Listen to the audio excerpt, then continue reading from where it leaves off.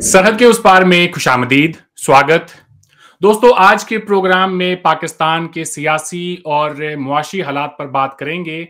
जैसा कि आप जानते हैं, इमरान खान साहब और उनकी पार्टी तहरीक-ए-इंसाफ दोनों ही मुश्किलात से घिरी हुई है।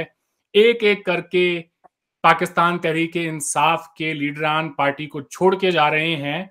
ऐसे में इमरान खान साहब की पार्टी का क्या बनेगा?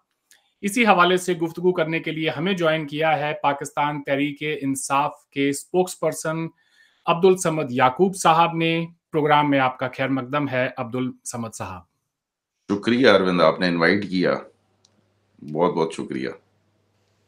जी, इमरान खान साहब तो फौज के बड़े चहेते माने जाते थे। फौज के लिए सबसे ज्यादा अगर किसी ने बैटिंग की है पिछले 20 सालों में, जब से वॉर ऑन टेरर स्टार्ट हुआ है, खान साहब ने सबसे ज्यादा फौज की हिमायत की है। ऐसे में आज इमरान खान साहब अपनी पार्टी को ये कहां लेकर आ गए हैं? क्या मुस्तकबिल है पाकिस्तान तहरीक-ए-इंसाफ का पाकिस्तान की सियासत के अंदर? देखें, थोड़ा सा करेक्ट करता चलूं आपको कि वॉर ऑन टेरर पे इमरान खान ने कभी भी इसको हमेशा जो है कंडेम किया, इस वॉर ऑन टेरर को। उनका जो इसके बारे में जो स्टैंड था वो शुरू से ही एक था कि इसका कोई मिलिटेंसी का, इस जो टीटीपी कर रही थी या टीटीपी जिस तरह से वजूद में आई, तो इमरान खान साहब तो शुरू में पहले इंटरनेशनल मीडिया पे जाते थे जब ये वॉर ऑन टेरर स्टार्ट हुआ, और बड़ा कैटेगोरिकली शायद पाकिस्तान का वाहिद पॉलिटिशियन था जिसका इस बारे में जो है ना स्टैंड बड़ा क्लियर रहा है। और इवन तालिबान खान, जो वेस्ट उनको कहना शुरू कर दिया तालिबान खान, और इसी तरीके से जो हमारे यहाँ हैं ये उनको सिंपथाइजर कहते हैं कि जी, और जो अफगान तालिबान है वो कहते हैं कि जी हम इमरान खान पे ट्रस्ट करते हैं। तो बात यह है कि जो आपको एक असूली मौक़िफ़ होना चाहिए, वो हालात की रो में बह के बदलना नहीं चाहिए। हाँ, ये बात दुरुस्त है कि जिन दिनों में वॉर ऑन टेरर स्टार्ट हुई थी, लाइक 2001 के एंड में, और उसके फौरन बाद 2002 में, या उस वक्त मुशर्रफ ने जो रेफरेंडम कराया था, उस रेफरेंडम में इमरान खान ने जरूर सपोर्ट की थी। उनका ये ख्याल था कि शायद मुशर्रफ जो है वो जो घिसी पिटी सियासत, रिवायती सियासत थी, उसको खत्म करके शायद वो एक fair, free and fair election और सब के लिए वो होगा। और करप्शन सबसे बड़ी बात जो थी, ये जो नैब है आजकल का, ये नैब जो है ये मुशर्रफ ने बनाया था, तो वो हम हर आने वाले आमिर से शायद कुछ तो डिक्टेटर से कर बैठते हैं कि शायद ये पाकिस्तान को एक नई फुटिंग्स पे लेके जाएगा, और शायद वो करप्शन और वो जो एलीट, जो रूलिंग एलीट है, जो 1% क्लब है यहाँ पे, उसको खत्म करेगा। लेकिन अनफॉर्चुनेटली जब भी इस तरह की तवक्को जो है वो किसी से की जाती है, वो आपको एट द एंड जो है वो कन्फ्रंटेशन के ऊपर ही जाके ख़त्म होती है। चाहे जुल्फ़िकार अली भुट्टो हो, जो अयूब की कैबिनेट से उसने अपना स्टार्ट लिया, और चाहे वो बेनज़ीर ने अगर एनआरओ लिया और फिर नेगोशिएट किया मुशर्रफ के साथ, एट द एंड वो एलिमिनेट हो गई। ऑल्दो कि उसमें लोकल फैक्टर नहीं था, एक्सटर्नल फैक्टर था, एक्सटर्नली कहूँगा। बहरहाल इमरान खान का मिलिट्री के साथ लव एंड मिलिट्री एस्टेब्लिशमेंट के साथ लव एंड हेट अफेयर जो था, एक आपको वो दूंगा कि अगर आप YouTube पे जाकर उसको सर्च करें कि इमरान खान की एक वीडियो क्लिप है जिसपे वो बैठ के कह रहे हैं कि ये जनरल्स इतने डरपोक होते हैं कि अगर 15-20 हज़ार लोग बाहर निकल आए तो अगले वर्ड्स में इस्तेमाल नहीं करूंगा कि इनका क्या निकल जाएगा। लेकिन बहरहाल देखें, एक तरफ तो इमरान खान ने ये रियलाइज कर लिया था, या 2011 से पहले, या जनरल शुजा जब थे DGI तब के सिस्टम में रहते हुए, अब सिस्टम की सपोर्ट के बगैर तो आप का इस्लामाबाद के जो पावर कॉरिडोर्स हैं यहाँ पे पहुंचना आपका मुमकिन नहीं होता। ये तो पॉलिटिकल डायनेमिक्स ऐसे हैं कि अगर आप इस तरह से आप गली मोहल्ले की सियासत, या फिर इस तरह की आप इनकलाब, वो जो होता है ना कि प्रोटेस्ट की सियासत जमात इस्लामी की तरह तो कर सकते हैं, लेकिन अगर आप हकीकी तौर पे चाहते हैं कि कुछ आगे लेकिन जब खान साहब आ गए, मैं यहाँ पे एज अ PTI रिप्रेजेंटेटिव नहीं, मैं एक पॉलिटिकल एनालिस्ट के तौर पे भी आपको वो करूंगा ताकि हम मजीद खुल के बात कर सकें। जी। जब हम आ गए, अगर आप पीछे देखें 1999 में कू हुआ, 2002 में किंग्स पार्टी बनी, काफ लीग, वो एक 5 इयर्स का एक एक्सपीरियंस था जिसमें सबको इकट्ठे मिला के वो एस्टेब्लिशमेंट ने पूरी ताकत के साथ जब पार्लियामेंट में अपनी मेजोरिटी वो जाहिर करना चाहिए तो 10 सीटें कम हो गई। फिर वो उन्होंने 10 सीटें जो है वो पीपल्स पार्टी से लोगों को तोड़ के ली। पॉलिटिकल इंजीनियरिंग जो पाकिस्तान में हमेशा होती चली आ रही है। उसके बाद पीपल्स पार्टी 5 साल टेन्योर, उसके एक नया तजर्बा, उसके बाद 5 साल नवाज शरीफ का टेन्योर, फिर क्यों निकाला, फिर एक सॉर्ट ऑफ हाइब्रिड रिजीम का एक्सपीरियंस किया उन्होंने, यानी कि किंग्स पार्टी का भी कर लिया, फिर पीपल्स पार्टी को भी, जो लेफ्टिस्ट की पार्टी कही जाती है, फिर जो राइट की पार्टी कही जाती है नून लीग, उसको भी तो इन 23 सालों में हमारी एस्टेब्लिशमेंट ने जो पॉलिटिकल एक्सपीरियंसेस पॉसिबली हो सकते हैं वो सारे करके देख लिए हैं। उसके बाद उन्होंने खान साहब को निकाल दिया और फिर उसके बाद उन्होंने ये एक पीडीएम को लेके आया कि जी वो पूरी एक जमात शायद पूरे अलाइज आ जाए तो हो सकता है कि शायद ये तजर्बा कामयाब। अगर फेयरली एनालिसिस किया जाए, मुझे आप एक बात बताएं कि इन 24 सालों में 23 सालों में उनका कौन सा एक्सपीरियंस था जो कामयाब हुआ? कोई एक सिंगल एक्सपीरियंस ऐसा नहीं था कि जो मुल्क को ये अपने पॉलिटिकल क्राइसिस से निकाल सकता है, इकोनॉमिक क्राइसिस से निकाल सकता है। कोई बेहतरी होती, कोई आम आदमी सोचता कि नहीं, अगर ये मैनिपुलेट करते हैं, ये पॉलिटिकल इंजीनियरिंग करते हैं तो उसका रिजल्ट बेहतर होता है। जब आपका रिजल्ट ही को बेहतर नहीं होता, जब आप हर साल 15 लाख लोग जब जॉबलेस होंगे, जब कोई 2 मिलियन बच्चा जो है वो स्कूलों से बाहर होगा, तो ये चीजें डेफिनेटली फ्रस्ट्रेशन होगी। एक नया ग्रेजुएट, नया मास्टर करके बंदा आता है तो फिर वो फिर डीएचएस की भी बात करेगा, फिर वो आर्मी के रोल की बात करेगा, और फिर ये इतना शऊर पहले नहीं था कि पॉलिटिकल रोल, एस्टेब्लिशमेंट का पॉलिटिकल रोल कितना हुआ करता है। अब हाँ, खान साहब के साथ वही होता आया था जो पिछले 75 सालों में सबके साथ हुआ है। फर्क सिर्फ ये था कि वो जो अक्सर कहते हैं, मैं as a political analyst comment करूंगा कि प्रोजेक्ट इमरान खान नाकाम हो गया। देखें, शायद आपने मिस कैलकुलेट कर लिया इमरान खान को, शायद आपने जो मिस एडवेंचर किया पिछले साल पीडीएम को लाके, तो वो मिस कैलकुलेशन ये थी कि ये भी उसी तरीके से बाहर जाके सिर्फ इतना ही कहेगा कि मुझे क्यों निकाला, या इस तरह का स्लोगन लंदन चला जाएगा या कोई बेटर ऑप्शन दे देंगे। और फिर हुआ ये कि वो खान जो था वो बजाय इसके कि वो चुप करके बैठ जाता, वो पाकिस्तान का अनप्रेसिडेंटेड पहला मकबूल तरीन लीडर आउस्ट होने के बाद बन गया। अब ये तो ना किसी टेक्स्ट बुक में लिखा था इनके, ना किसी सिलेबस में लिखा था, ना मैनुअल में, कि जो हम करते हैं उसका नतीजा ये भी निकल सकता है। अच्छा, जब ये चीज हो गई कि खान साहब को निकाल दिया गया, अब रियलाइजेशन की जरूरत थी कि जी पब्लिक अगले दिन ही निकल आई है, तो अब आप डैमेज उसी वक्त आप उसको रिवर्ट करें, को आहिस्ता से इलेक्शन में चले जाएं, या डैमेज को कंट्रोल कर लें, उसका नतीजा जो है वो यही निकला करता है। सही जी। मैंने अपने जो इब्तदाई रिमार्क्स दिए उसमें ये बात कही कि फौज के तो ब्लू आइड रहे हैं इमरान खान हमेशा। वो इसलिए कि उस वक्त जो वॉर ऑन टेरर पे, चाहे अफगान तालिबान का बयानिया हो, पाकिस्तान की हुकूमत का हो या इमरान खान साहब का हो, सब के सब एक ही पेज पे थे। सब यही चाहते थे कि अमेरिका वहां पर ना आए। अब ये मजबूरी थी पाकिस्तान की कि अमेरिका ने जब ये फैसला कर लिया तो वो अमेरिका को वहां अफगानिस्तान में आने से रोक नहीं सकते थे। तो बयान यही बनता था जो इमरान खान साहब ने दिया। खैर, ये सारी बातें बिल्कुल अपनी जगह पे हैं। आप की बात मैंने सुनी कि किस तरह से पाकिस्तान में एक के बाद एक सियासी एक्सपेरिमेंट हुए, और इमरान खान साहब का भी एक्सपेरिमेंट करके देख लिया। एक हाइब्रिड किस्म की जो रजीम लाने की कोशिश की, वो भी बैकफायर हो गई। चलें, ठीक है। लेकिन इमरान खान साहब तो ये कहते हैं कि जी मेरी जो सियासत थी वो एक आइडियोलॉजी की सियासत थी, उसके अंदर वो इंसाफ की बात करते हैं। पार्टी है पाकिस्तान तहरीके इंसाफ, इतनी बड़ी कि जिसके पीछे अवाम आज लाखों में निकल रहे हैं सड़कों पे। क्या मंशूर था इमरान खान साहब के पास? क्या उसमें ऐसी अलग चीजें थीं जो बाकी पार्टीज ऑफर नहीं कर रही थीं? क्या वो कोई लैंड रिफॉर्म्स की बात कर रहे थे?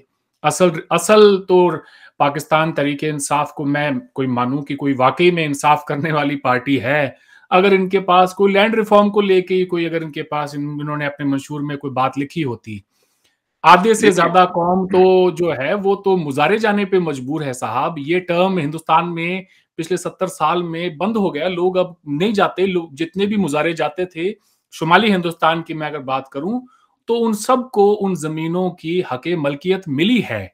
पाकिस्तान के अंदर आज भी ये एक बड़ा आम सा लफ्ज है। लोग जितने भी रूरल एरिया में रहते हैं, अक्सरियत आबादी आपकी मुजारे जाने पे मजबूर है साहब। तो फिर कौन से इंसाफ की बात कर रहे थे इमरान खान? एक आखिरी पॉइंट इसमें ये आप और ले लें, मैंने 3 साढ़े 3 साल के उनके दौरे हुकूमत में कभी भी इमरान खान को जो है, मैं इनको एनआरओ नहीं दूंगा, मैं इनको छोड़ूंगा नहीं, मैं रुलाऊंगा, सताऊंगा, पता नहीं क्या क्या करूंगा, उनके पास कोई डेवलपमेंट का एजेंडा था तो उसके ऊपर फोकस करते, वो कभी करते हुए नहीं देखा। जी। देखिए, ये लैंड रिफॉर्म्स की बात तो स्टार्ट कुछ अयूब खान के दौर में हुई, जनरल अयूब खान के दौर में, और इसको बड़े लेवल के ऊपर जो था वो भुट्टो ने किया था। अच्छा, भुट्टो का मकसद लैंड रिफॉर्म नहीं था।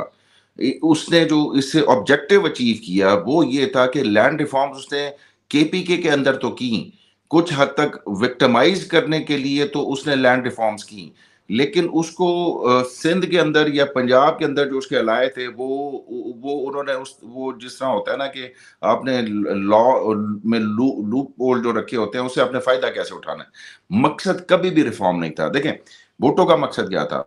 वो पहले रेवोल्यूशनरी बन के आया, पहले रिफॉर्मिस्ट बनने की कोशिश की, रेवोल्यूशनरी बनने की कोशिश की। तो बेसिकली ना वो रेवोल्यूशनरी था, ना वो रिफॉर्मिस्ट था, ना वो बागी था।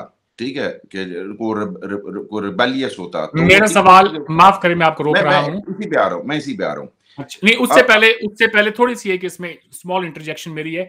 आप बिल्कुल ठीक कह रहे हैं, मैं भुट्टो साहब को नहीं मानता कि वो किसी भी किस्म का कोई लैंड रिफॉर्म लाने के लिए सीरियस भी थे। रोहिदाद खान साहब ने ये बात खुद बताई है अपने टीवी इंटरव्यूज के अंदर, अपनी किताब के अंदर, कि जब सदर अयूब ने ये कहा कि मैं जो है इस लेवल पे लैंड रिफॉर्म्स लाना चाहता हूं, तो भुट्टो साहब रोने लगे, उनके पैरों में पड़ गए कि साहब ये आप किस किस्म की बात कर रहे हैं। तो ये तारीख का एक ऐसा सच है जिससे कि हम सारे लोग यहाँ जितने भी होंगे देख रहे होंगे, इत्तेफाक रखते होंगे, भुट्टो साहब कभी भी वो सोशलिस्ट उनका एजेंडा था ही नहीं। जी। बिल्कुल ऐसे ही इसी तरीके से देखें, भुट्टो पॉपुलिस्ट था। अच्छा, उसके हम्म। बाद आ जाते हैं इमरान खान के ऊपर।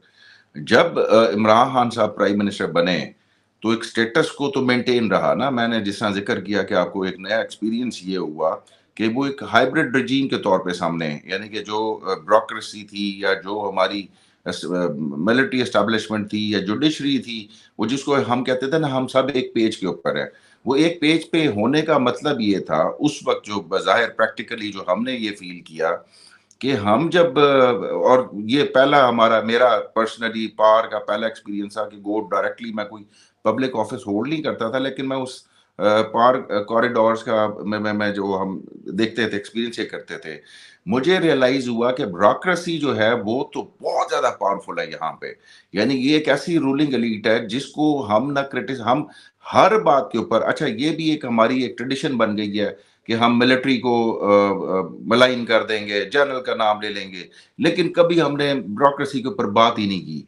इवन मैं ये कहता हूँ कि इस वक्त अगर हमने रिफॉर्म लाने होते पुलिस के अंदर ना, रिफॉर्म तो अगर परफॉर्मेंस की बात करें तो परफॉर्मेंस पे मैं नहीं जाता, क्योंकि वो कोई ऐसा कोई सी थ्रू को चेंज हम नहीं लाए थे। हाँ, रियलाइजेशन थी मगर लोग सही नहीं थे, टीम सही नहीं थी, चाहते नहीं थे। मसलन जहांगीर तरीन, अब जहांगीर तरीन अगर इमरान खान के साथ होगा तो क्या वो चाहेगा कि जी शुगर के अंदर उसको सब्सिडी ना मिले? वो इस तरीके से मैनिपुलेट कर लेते थे कि अगर उसको सेंटर से, फेडरल से अगर उसको सब्सिडी नहीं मिली, यानी यहाँ पे अगर उसको रजिस्ट किया गया है, तो वो उसने जाके पंजाब से ले ली। ये माफिया जो है ये इतना पावरफुल है, इतना पावरफुल है कि इमरान खान का जो मंशूर था, या इमरान खान का अगर आप उसको ट्रू सेंस में कहें, तो फिर हम उस वक्त होते हुए तो हम कोई ऐसा रिफॉर्म या out of the box, out of the way जाके इमरान खान साहब जो है वो इस माफिया से उस अंदाज में नहीं लड़ सकते। और उसकी वजह ये जो वो ब्लेम करते हैं जनरल बाजवा को, आपने सही कहा कि वो करप्शन की बात करते थे, वो एनआरओ नाम देने की बात करते थे, लेकिन पैरेलली जब उनको एस्टेब्लिशमेंट की तरफ से फैसिलिटेट किया जा रहा था, जब उनको कहा जा रहा था कि जी आप उस एग्रेशन में ना जाएं, उस आप लाइंस क्रॉस ना करें, उस वक्त जब प्राइम मिनिस्टर थे कि ठीक है जी, उनको आप हम छोड़ दें अपोजिशन को, आपका मसला नहीं है, हम मैनेज कर लेंगे, छोड़ दें आप इन चीजों को।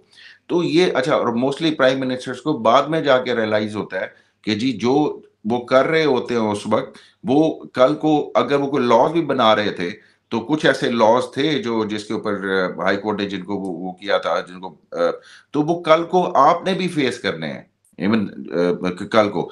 तो लिहाजा मैं इस बात से तो आपसे इत्तेफाक करता हूं कि उस हाइब्रिड रजीम के दौरान अगर हमारी इंटेंशंस थी भी सही और हम चाहते भी सही, तो वो डिलीवर नहीं कर सके।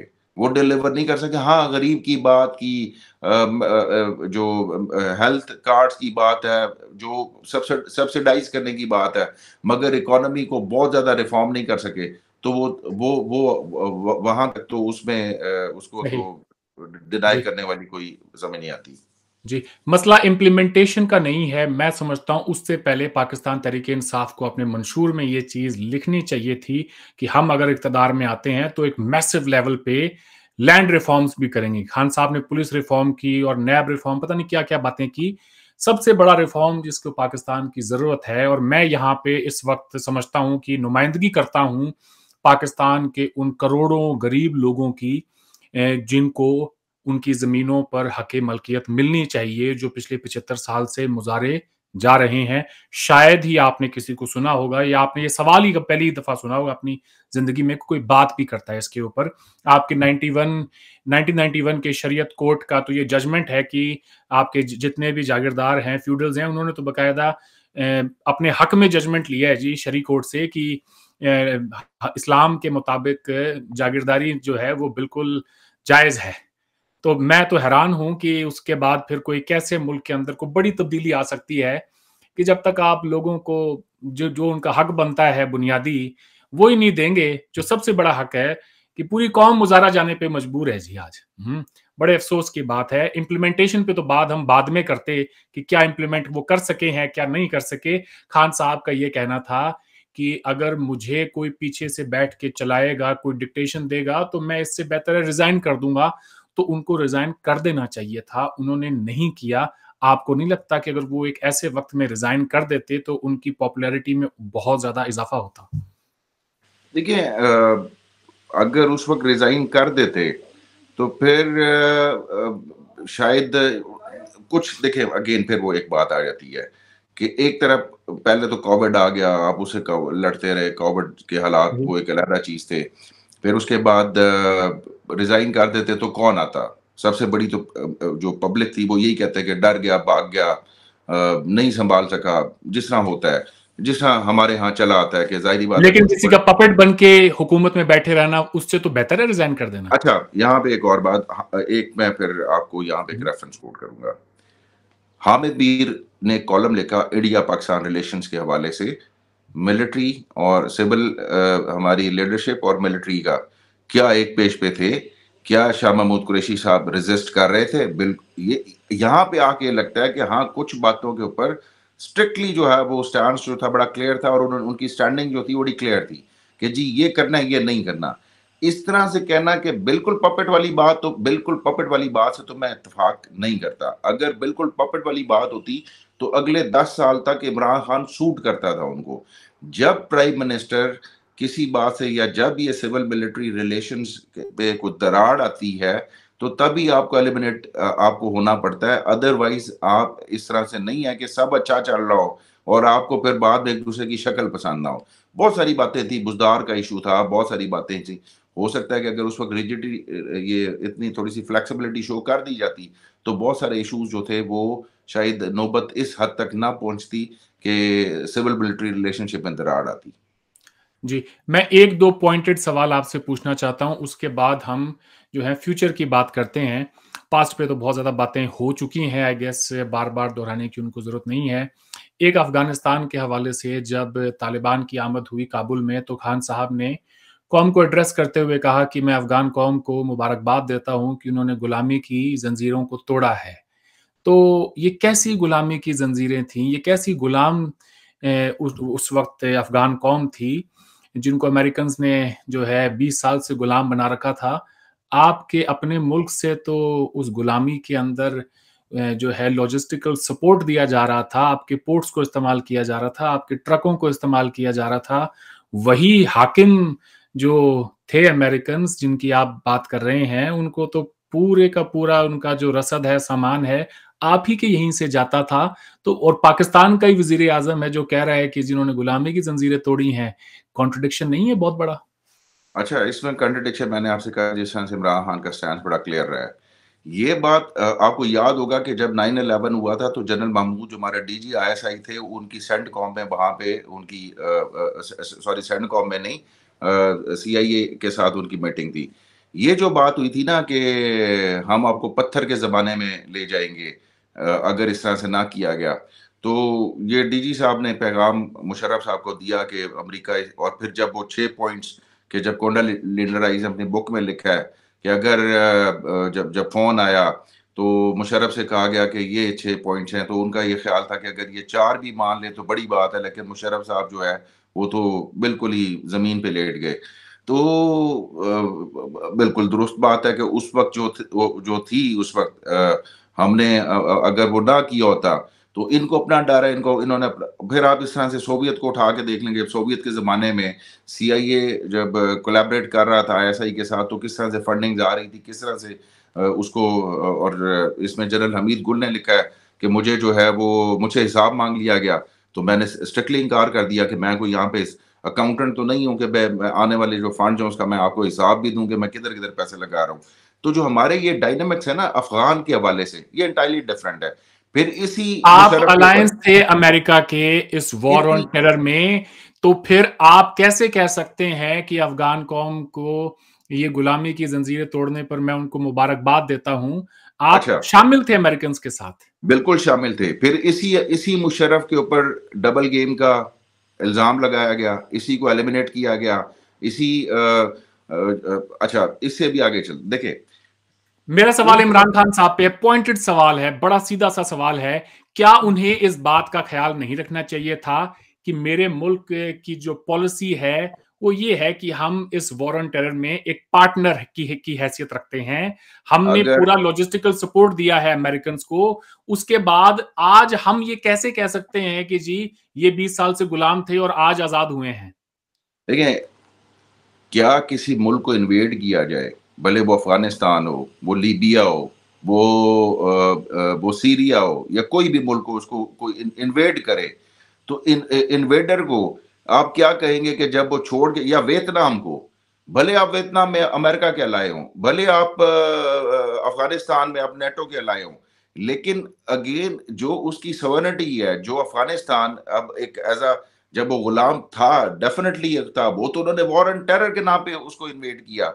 अब वॉर ऑन टेरर को आप जस्टिफाई कर भी लें, तब भी अमेरिका जब खुद जो इलेक्शंस होते थे, ओबामा कहता था कि हाँ जी, हम अपनी फौज निकालेंगे।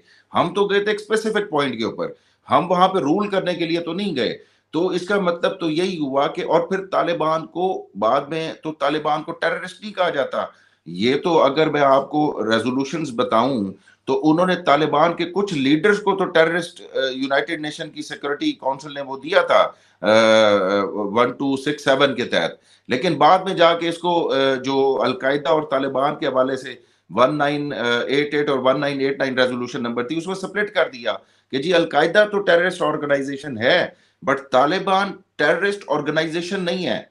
तालिबान के ऊपर सैंक्शंस अगर होने चाहिए तो उनके कुछ लीडर्स के ऊपर, तो इसलिए सर जी, जब भी अगर कभी मैं अमेरिका फिनिश कर दूं। जी, अमेरिका अगर इन्वेडर था, तो आपको उस वॉर में उसका पार्टनर बनने की ज़रूरत नहीं थी। ये बात आप 20 साल पहले भी कह सकते थे। अच्छा, हम नहीं इनकार कर सकते, उसकी वजह ये है कि जब यूनाइटेड नेशन की सिक्योरिटी काउंसिल की तरफ से ये इराक की जो वॉर थी, ये आपको वहाँ से अप्रूवल मिल गया कि ठीक है जी, आप जाएँ और वो जो वेपन्स ऑफ मास डिस्ट्रक्शंस हैं, उससे अमेरिका को थ्रेट है, दुनिया को थ्रेट है और आप जाके वहाँ पे उसको इन्वेड करें और उसको खत्म करें।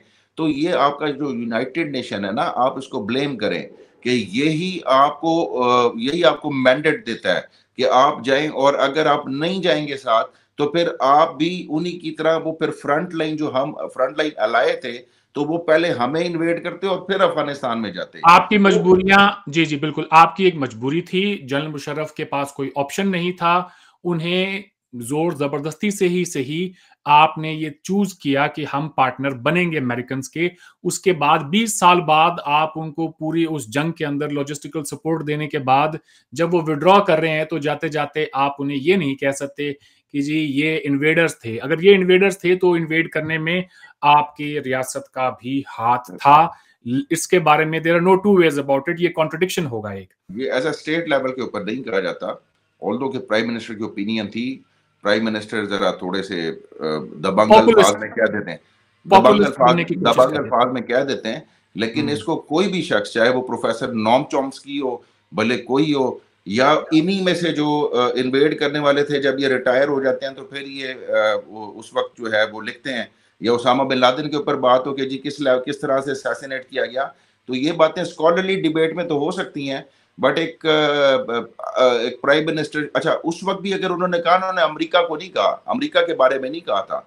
जाहिर है जो रजीम थी वो इंस्टॉल थी, अमेरिकन लाए थे जो अशरफ गनी की थी, और अशरफ गनी के बारे में अमेरिका ने खुद क्या कहा था, खुद भी तो आप देखें ना कि अमेरिका ने क्या कहा। खैर ये तो फिर वो अमेरिकन से आजादी की बात कर रहे थे। खैर आई गेस मैंने कहा था जी बड़ा पॉइंटेड सा सवाल है, इसलिए आगे बढ़ते हैं। एक और सवाल ले लें। इमरान खान यूनिवर्सिटी बनाना चाह रहे थे, अल कादिर यूनिवर्सिटी, सीरत उल नबी पढ़ाने की कोशिश कर रहे थे नौजवानों को पाकिस्तान के। आपको नहीं लगता कि ये भी पॉपुलिज्म की ही एक शक्ल है? उन्हें तो चाहिए था कि आज के दौर में एक ऑक्सफोर्ड यूनिवर्सिटी से पढ़ा हुआ बंदा, वहां का ग्रेजुएट, वो तो बात करे साइंस एंड टेक्नोलॉजी की, वो बात करे अपनी सोसाइटी में मॉडर्निटी की, वो बात करे उन 2.5 करोड़ बच्चों को स्कूल में डालने की जो स्कूल से बाहर हैं। वो जब बात करे कि जी हम सीरतुल नबी पढ़ाएंगे और ये इसके लिए यूनिवर्सिटी बना रहे हैं, क्या इमरान खान एक पॉपुलिस्ट लीडर नहीं थे? देखिए, इस बात से अगर एक स्कॉलरली डिबेट में इंटेलेक्चुअली बात की जाए तो बिल्कुल इमरान खान पॉपुलिस्ट अप्रोच रखते थे। जाहिर है कि वोट बैंक को इंटैक्ट रखना होता है, वो तो पॉपुलिस्ट अप्रोच तो किसी भी, वो तो चाहे आपके प्राइम मिनिस्टर हो या कहीं भी हो दुनिया में, ट्रंप हो या वो, तो पॉपुलिस्ट अप्रोच के साथ वो तो आपको कैरी करनी होती है साथ में। हमारे वाला तो पॉपुलिस्ट है ही, आपने देखा नहीं अभी दंडवत किया था पूरा, वो लेट गए थे आगे। हमारे हाँ, वाले की मैं बात नहीं कर रहा। तो देखें, मैसेज को एंगेज करने के लिए या उनको क्या, पॉपुलिस्ट अप्रोच के बगैर मैं ये कहूं कि नहीं थे पॉपुलिस्ट, या वो बिल्कुल ऐसे डिसीजन करते थे जो बहुत ही अनपॉपुलर डिसीजन तो आप पेट्रोल प्राइसेस भी नहीं कर सकते।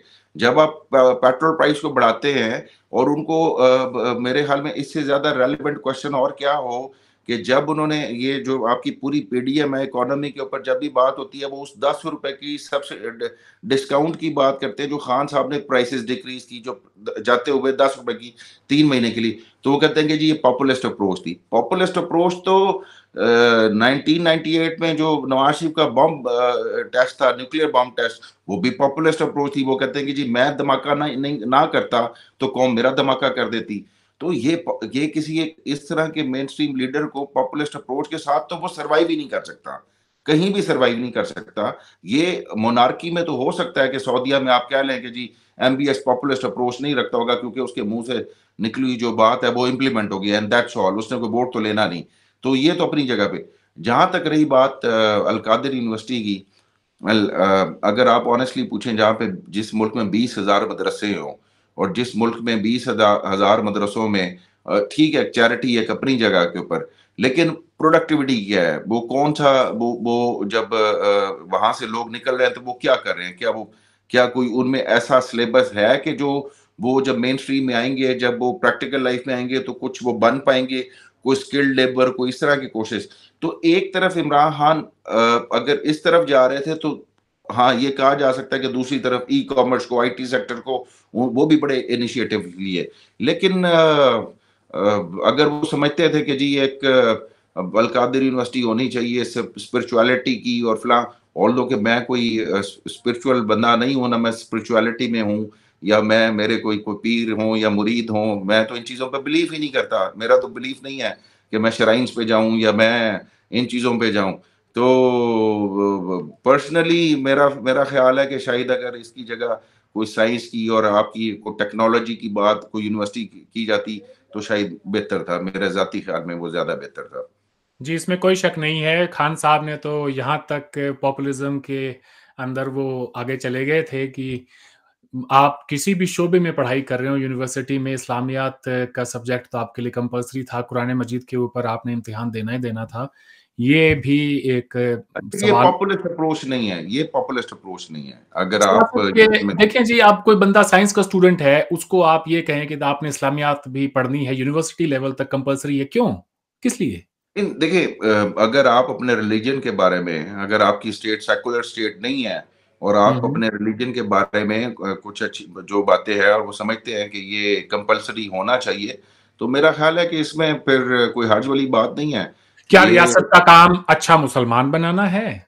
रियासत का काम जो इस्लामिक रियासत होती है या अपने आप को इस्लामिक रिपब्लिक ऑफ पाकिस्तान कहती है, तो उसमें अगर वो कुछ बेसिक्स अपने दीन के बारे में पढ़ाती है तो बेसिक पढ़ाना और बात है, लेकिन कंपल्सरी कर देना किसी सब्जेक्ट को, दैट टू कि आप साइंस के शोबे में हो, आप कोई कॉमर्स में, आर्ट्स में, किसी भी शोबे में हो, आपने इस्लामियात तो कंपल्सरी यूनिवर्सिटी लेवल तक। मैं अपने बच्चे को चॉइस उसकी चॉइस के मुताबिक बाकी सब्जेक्ट्स को लाज़िम पढ़ाऊँगा, लेकिन बीइंग अ मुस्लिम मैं ये नहीं चाहूँगा कि भई मैं उसको बिल्कुल ही उसकी चॉइस के ऊपर छोड़ दूँ कि मैं उसको अपने कुरान के बारे में, अपने प्रॉफ़िट के बारे में या इस्लामिक हिस्ट्री के बारे में, उसके इनिशियल जो उसके ईयर्स होते हैं, उसमें मैं उसको बिल्कुल ही ना पढ़ाऊँ।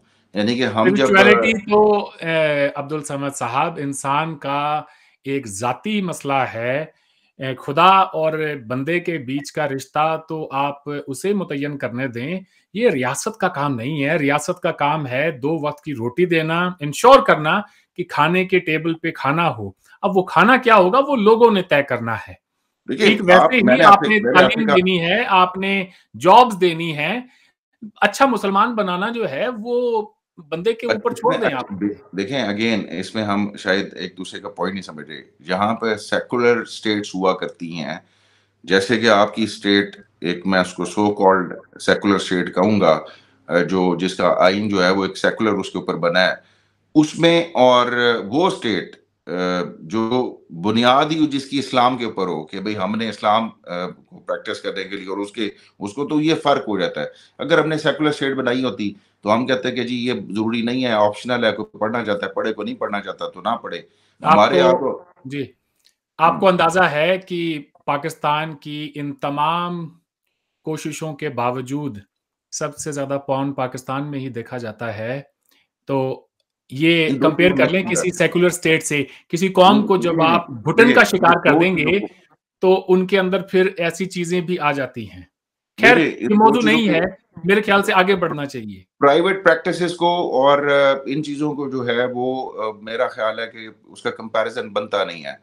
यानी कि अगर आप एक बच्चे को मोबाइल लेके देते हैं और उसका एक मिसयूज़ भी है, जहाँ पे मोबाइल फ़ोन्स की एक्सेस आई है और इन चीज़ों की एक्सेस आई है, तो आप फिर ज़ाहिर-सी बात है कि उसका एक नेगेटिव इम्पैक्ट तो आता है उसका। मैं ये सब इसलिए कह रहा हूँ क्योंकि इमरान खान साहब ने जब कभी भी उनके इंटरव्यूज़ हुए फ़ॉरेन मीडिया के साथ, उन्होंने कभी कहा कि जी ख़वातीन ने कपड़े अच्छे नहीं पहने थे इसलिए उनके साथ रेप हो गया।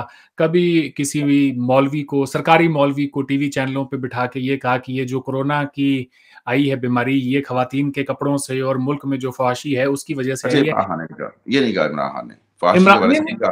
नहीं, जो मौलवी की पहली मैं बात बात कर रहा आपने हूँ, वो की जो सरकारी मौलवी हैं, उन्होंने ये बयान दिया था, खान साहब बराबर बैठे थे। अच्छा वो उसका मतलब एंडोर्समेंट नहीं हाँ, जो पहली बात आपने की। अब वो बात देखें करी थी उन्होंने। रेप विक्टिम को भले कोई खातून सेमी न्यूड भी निकले ना बाहर या जिस हालत में भी वो निकले, रेप को कभी भी जो है वो जस्टिफाई नहीं किया जा सकता। बेनिफिट ऑफ रेपिस्ट को बेनिफिट ऑफ डाउट नहीं दिया जा सकता। मतलब किसी सूरत में नहीं दिया जा सकता। उसको ये नहीं कहा जा सकता कि जी उसने कपड़े ऐसे पहने थे या उसकी जो मोरालिटी का जो स्टैंडर्ड है वो रेपिस्ट के हवाले से फिक्स किया जाए कि रेपिस्ट का माइंड क्या है। रेपिस्ट की के साथ एक ही सजा और एक ही तरीके से निपटा जाएगा, भले जो विक्टिम है वो किसी भी हालत, किसी तरीके से भी घर से बाहर होना निकले। तो यही चाहिए, लेकिन मैं खान साहब के बयान की हद तक बात कर रहा हूँ। ख़ैर, आगे बढ़ते हैं। अब आप इमरान खान साहब के जो पार्टी के लीडरान हैं, एक-एक करके सियासत छोड़ रहे हैं, पार्टी को भी छोड़ रहे हैं उनमें से बहुत सारे। क्या कहेंगे आप उन लोगों को?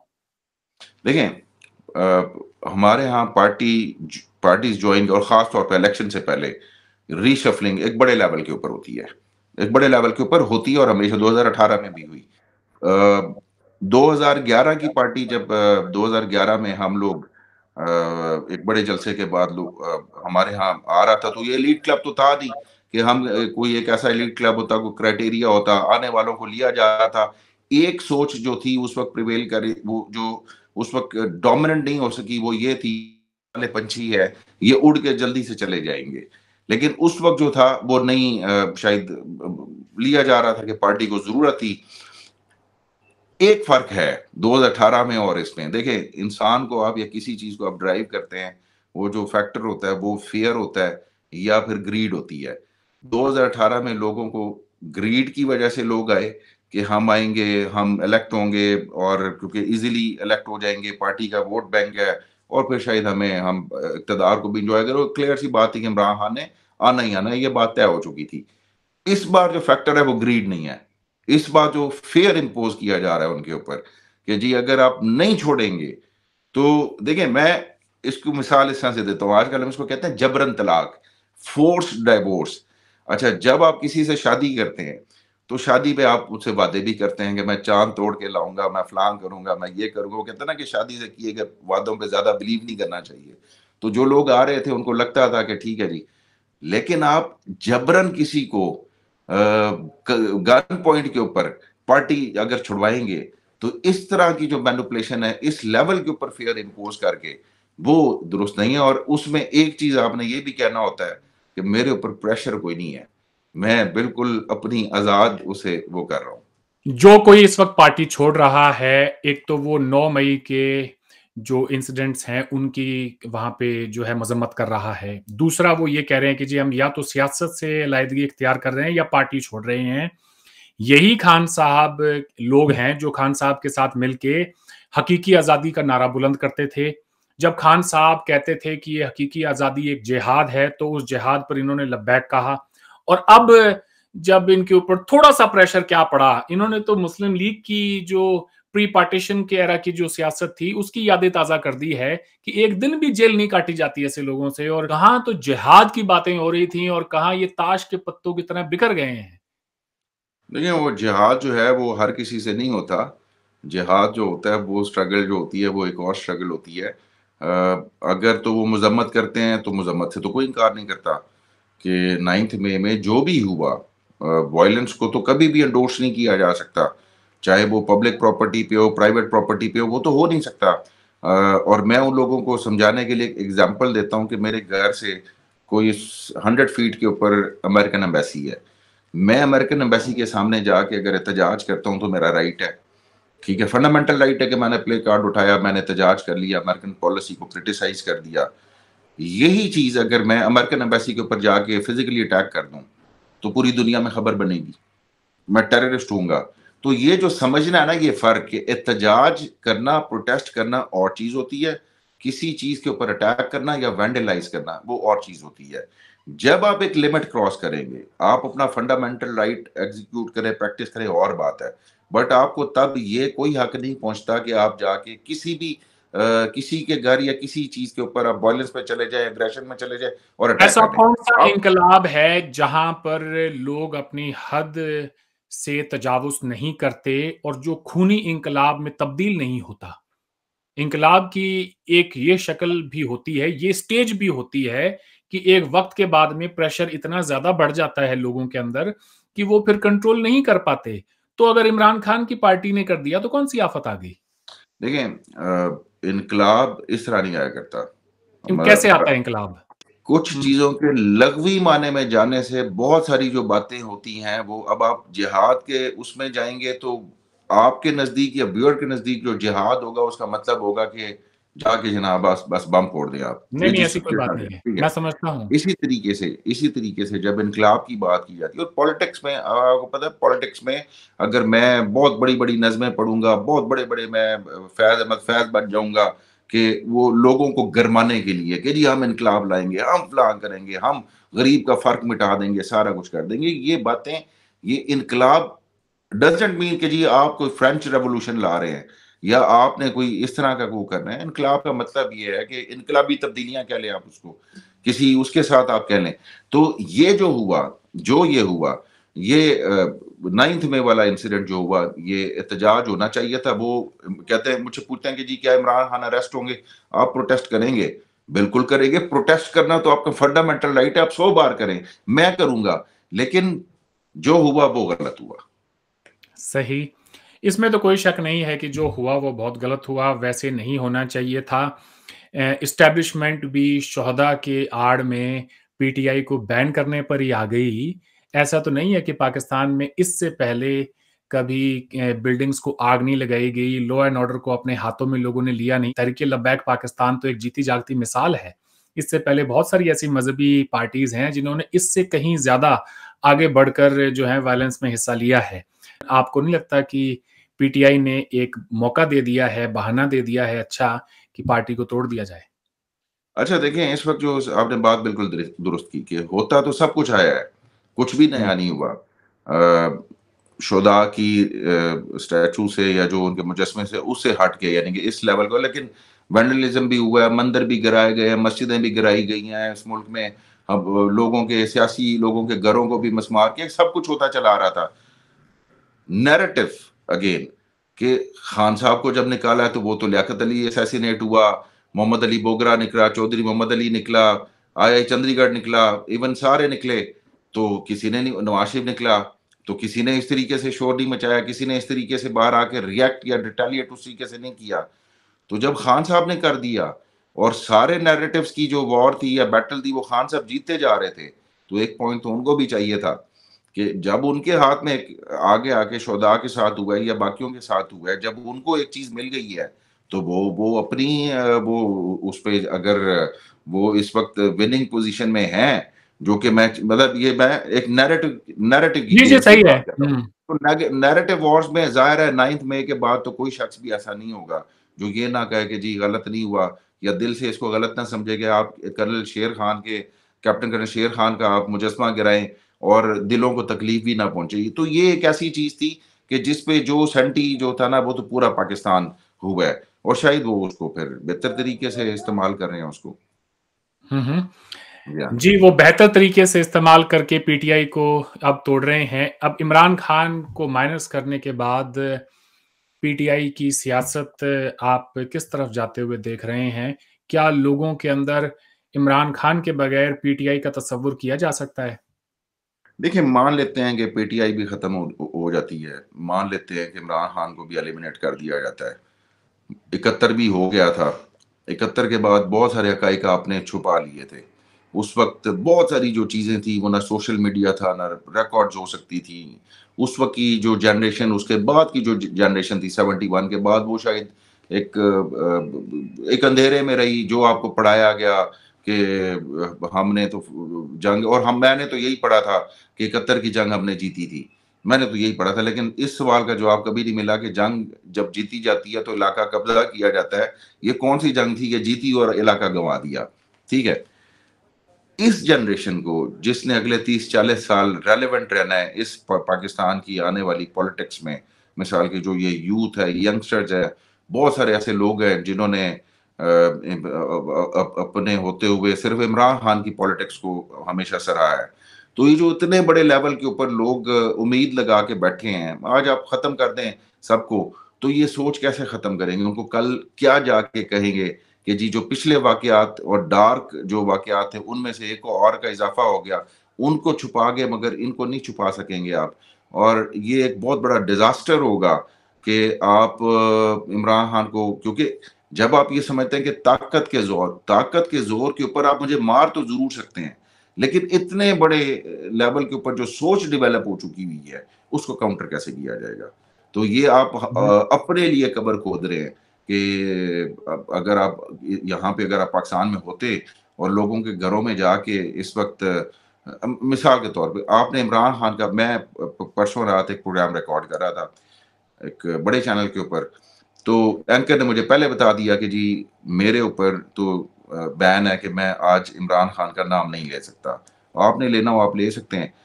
गलती से उस 1 घंटे के प्रोग्राम में एंकर के मुँह से खान साहब निकल गया, जो रिकॉर्डेड था प्रोग्राम, उसके बाद में वो उसको कहा कि जी इसको आपने डिलीट कर देना है, इसको आपने ऑन एयर नहीं होने देना। अब इस वक़्त ब्लैंकेट इम्पोज़ है, बैन इम्पोज़्ड है, यानी कि परसों तक तो हम टीवी पे भी जा सकते थे, लेकिन आज या कल में कोई पीटीआई गेस्ट, क्योंकि पीटीआई गेस्ट इमरान खान का नाम लेगा, तो वो आपने उसको पाबंदी लगा दी। अब इससे क्या होना है कि जब ये पाबंदी लग गई, तो क्या आप घरों में जब लोग लोग क्या कोई घरों में ड्राइंग रूम पॉलिटिक्स, घरों में एक-दूसरे से मिलने जाते हैं, कहीं भी आप चौक-चौराहे कहीं भी आप बैठते हैं, तो क्या ये मार्शल लॉ में इस तरह से हुआ करता था? क्या बुरे-बुरे मार्शल लॉज़ भी हमने देखे हैं, दुनिया में डिक्टेटरशिप्स भी देखी होंगी। इसका नतीजा बड़ा खौफनाक निकलना है, बहुत खौफनाक नतीजा निकलना है, जो ना शायद अभी सही तरीके से असेस किया जा रहा है, ना कैलकुलेट किया जा रहा है। तो देखें जी इसे क्या फिर आगे। जी, मैं आपसे 100% मुत्तफ़िक हूँ कि आज 1971 का दौर नहीं है, ये सोशल मीडिया का ज़माना है। ऐसे में ये जो हथकंडे इस वक़्त की हुकूमत पीडीएम इस्तेमाल करके या एस्टेब्लिशमेंट इस्तेमाल करके इमरान खान की पार्टी को ख़त्म करने की कोशिश कर रही है, वो मुमकिन नहीं है। हाँ, 9 मई का जो वाक़या है, उसको कंडेम किया जाना चाहिए। ठीक वैसे ही जैसे कि मुल्क के अंदर किसी भी लेवल पे कहीं पर भी कोई वायलेंस होती है, लेकिन जितना ज़्यादा ओवर प्ले किया गया है इस पूरे 9 मई के वाक़ये को, मैं समझता हूँ कुछ ज़्यादा ही हो गया है। इससे भी बहुत बड़े साने पाकिस्तान ने देखे हैं। आर्मी पब्लिक स्कूल का जो अटैक था, मेरी नज़र में वो इससे कहीं बड़ा था। बिल्कुल। एक एक कोर कमांडर के घर को जला देना जो है ना, वो कोई इतना बड़ा इंसिडेंट नहीं है, जितना कि आपने 150 से ज़्यादा बच्चों की अपनी जानें गँवाई हैं, मासूम बच्चों की।